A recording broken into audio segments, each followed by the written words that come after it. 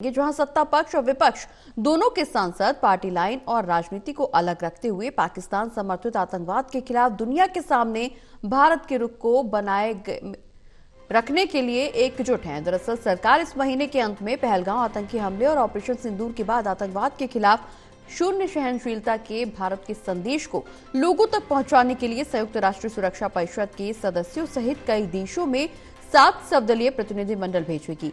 BJP सांसद रविशंकर प्रसाद और बैजवंत पांडा, कांग्रेस सांसद शशि थरूर, जेडी सांसद संजय झा, डीएमके की कनिमोझी, एनसीपी सांसद सुप्रिया सुले और शिवसेना के श्रीकांत शिंदे एक एक प्रतिनिधि मंडल का नेतृत्व करेंगे।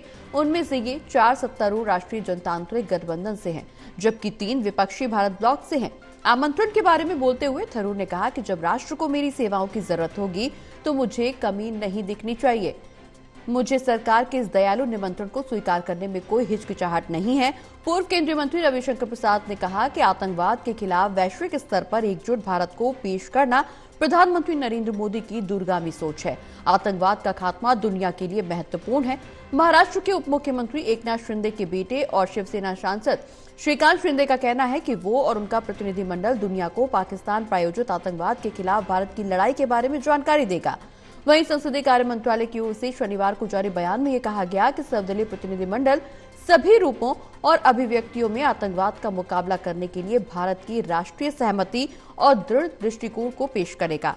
वो आतंकवाद के खिलाफ शून्य सहिष्णुता के देश के मजबूत संदेश को दुनिया के सामने ले जाएंगे। मंत्रालय के बयान में यह कहा गया है कि प्रत्येक प्रतिनिधिमंडल में प्रतिष्ठित राजनयिक शामिल होंगे।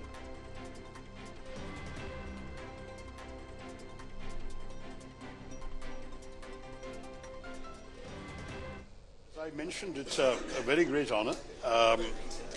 As a citizen, being called upon to serve the nation at a time of crisis is a matter of a duty for all of us. At the same time, for me, it is an honor that I've been asked to lead the delegation, and I look forward very much to playing my part. I have always said that when my services are required by the nation, I should not be found wanting, and I had no hesitation in accepting the kind invitation of the government, which to my mind is nothing to do with politics and everything to do with our country's national interests. And national interests, to my mind, are always above everything else. Pahalgam का मामला ऐसा है कि इसमें तो कहां politics करेंगे आप? नहीं, सवाल ही नहीं है। सवाल ही पता नहीं होता ना उसमें। हमको पॉलिटिक्स को बाजू रख के आप बताइए, वो बच्ची मुझे इतना तकलीफ होती जब आप और हम याद करते हैं कि एक पत्नी जो है अपने मरे हुए पति की लाश के बाजू बैठी हुई है। कैसा है, कैसा होगा बताइए? कैसा कैसा कैसा बर्दाश्त करें कोई भी इसको? माने जो 7वें दिन अपने पति को खो देती है, जो 2 महीने के बाद अपने पति को खो देती है, तो ये तो इसमें क्या है पॉलिटिक्स करने का? नहीं, ये तो तकलीफ दे बात है। तो हम गए वहां पर, यकीनन बीजेपी से हम मुखालिफ रहेंगे उनके और लड़ते रहेंगे जब तक जिंदा रहे, मगर जब देश का मामला आएगा, देश की अखंडता, सालमियत का और ये टेररिज्म का मामला आएगा, तो फिर सवाल ही पता नहीं होता। सब ऑल पार्टी मीटिंग में मैं भी था, हमने कहा कि आप जवाब दीजिए, इसका इंसाफ करिए। हमारी सेना ने बहादुरी से उसका जवाब दिया, मगर ये जो सीज फायर का ऐलान हुआ प्रधानमंत्री को करना चाहिए था। मेरा देश का प्रधानमंत्री मोदी है, ट्रंप नहीं है। मेरा प्राइम मिनिस्टर, मेरा वजीर आजम मिस्टर नरेंद्र मोदी है। वो ऐलान करते अच्छा होता। और फिर क्या हम ये समझ रहे हैं कि पाकिस्तान दोबारा टेररिस्ट अटैक नहीं करेगा इंडिया में? करेगा। क्या हम ये समझ रहे हैं कि वो टेररिस्ट को तैयार नहीं करेगा? वहां पर करेगा ना, बिल्कुल। आज भी कर रहे होंगे तैयारी वो लोग। जी, मुझे बताया गया है कि एक डेलीगेशन का नेता मुझे भी बनाया गया है, और ये हमारे प्रधानमंत्री जी की दूरगामी सोच है कि पूरा भारत एक स्वर में दुनिया के सामने आतंकवाद के खिलाफ प्रभावी रूप से अपनी बात कहे, और आतंकवाद को समाप्त करना दुनिया की शांति के लिए जरूरी है। तो भारत की प्रभावी कार्रवाई ऐसी हुई कि पाकिस्तान आज बातचीत के लिए बार बार कह रहा है। तो बातचीत तो सिर्फ कहने से काम नहीं होगा ना, आपको आतंकवाद के खिलाफ प्रभावी कदम उठाने पड़ेंगे। मुझे बताया गया आज कि मुझे Saudi Arabia, Kuwait, Bahrain, Algeria जाना है, और बाकी शिष्टमंडल बाकी जगह जाएगा, लेकिन आप देखेंगे कि शिष्टमंडल के नेताओं में विपक्षी पार्टी के नेताओं को भी नेता बनाया गया है। तो ये हमारे प्रधानमंत्री की दूरगामी सोच है। मैं उम्मीद करता हूं कि भारत का एक सामूहिक सोच दुनिया को हम प्रभावी रूप से बताएंगे कि आतंकवाद के खिलाफ पूरी दुनिया को खड़ा होने की जरूरत है। देखिए, ये एक बहुत ही महत्वपूर्ण और गर्व की बात है कि प्रधानमंत्री जी ने ये जो एक डेलीगेशन लीड करने का मुझे भी मौका दिया है।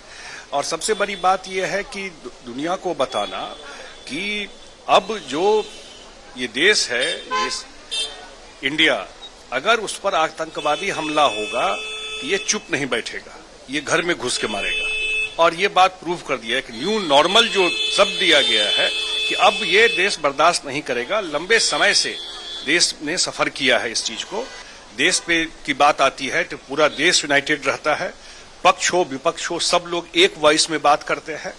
और जो इनिशिएटिव लिया गया है कि हमारे ऑल पार्टी जो मेंबर ऑफ पार्लियामेंट है, ये अलग अलग डेलीगेशन में जा रहे हैं, तो ये अच्छी बात है और एक यूनाइटेड फेस इंडिया का दिखाई पड़ेगा इसको। वो जो प्रोपेगेंडा फैलाते हैं पूरे दुनिया भर, वो स्वाधीनता के समय से लेकर, पार्टीशन के समय से लेकर जो घुसपैठ कर रखे हैं जम्मू कश्मीर पे, उसको मिस रिप्रेजेंट करते हैं और विभिन्न प्रकार के अफवाह फैलाते हैं।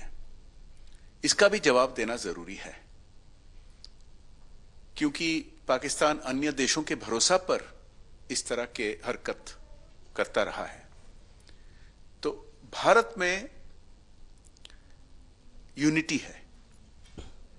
भारत में हम सरकार में हैं या हम अपोजिशन में हैं, इसमें कोई फर्क नहीं पड़ता है। भारत के हिफाजत के लिए, देश के हित में हम सब एक स्वर में बोले हैं, पूरा दुनिया इसको देखा है।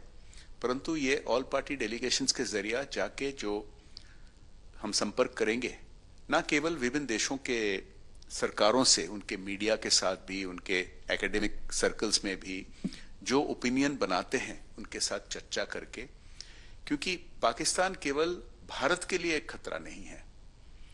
जिस तरह उसामा बिन लादेन वहां छुपा के रखे थे, मिला गया, ऐसे कई सारे जो रिकॉग्नाइज्ड टेररिस्ट हैं, आतंकवादी हैं, वो उनको आश्रय दे पाते हैं क्योंकि विभिन्न देशों का फोकस नहीं रहता है इस इशू पर। और ये आउटरीच जो है ये जरूरी है, क्योंकि केवल जो हमला हुआ और उसका जवाब दिया गया वो तो सबसे इंपॉर्टेंट रहा है, लेकिन नैरेटिव का जो उन्होंने अफवाह फैला रहे हैं उसको भी जवाब देना बहुत जरूरी है। देखो, आज एक बड़ी जिम्मेदारी 7 डेलीगेशंस पर भारत सरकार ने, हमारे प्रधानमंत्री मोदी जी ने दी है। इसके अंदर सर्वपक्षीय नेता इन्वॉल्व है। एनडीए के नेताओं को जिम्मेदारी दी है, उसी तरीके से ऑपोजिशन पार्टीज के नेताओं को भी जिम्मेदारी दी है हर एक डेलीगेशन लीड करने की। मुझे लगता है ऑपोजिशन में से 3 से 4 डेलीगेशंस ऑपोजिशन पार्टीज लीड कर रही है। तो ऐसे परिस्थिति में यहाँ पर पार्टी डिफरेंस बाजू में रखकर हम भारत के लिए, देश के लिए सभी लोग एक है, एक साथ हम लोग लड़ रहे हैं और एक साथ भारत का पक्ष रखने का काम पूरे दुनिया के सामने हम लोग करेंगे, अलग अलग देशों के सामने हम लोग करेंगे। और जिस तरीके से भारत ने गए कई सालों तक टेररिज्म के खिलाफ जंग लड़ी है, 0 टॉलरेंस अगेंस्ट टेररिज्म, जिस तरीके से ऑपरेशन सिंदूर कामयाब हुआ, जिस तरीके से टेररिस्ट छावनियों पर हमला किया भारत ने और उनको मिटाने का काम किया, ये भी पूरी दुनिया ने देखा है। तो हमारा स्टैंड जिस प्रकार से, हम जिस तरीके से पाकिस्तान टेररिज्म को स्पॉन्सर कर रहा है उसके खिलाफ हम कैसे लड़ रहे हैं, और ये टेररिज्म सिर्फ हिंदुस्तान तक सीमित नहीं है, ये आजू बाजू के देशों में भी जो है टेररिज्म यहाँ से जा रहा है, ये भी बताने का काम हम लोग पूरे दुनिया को करेंगे।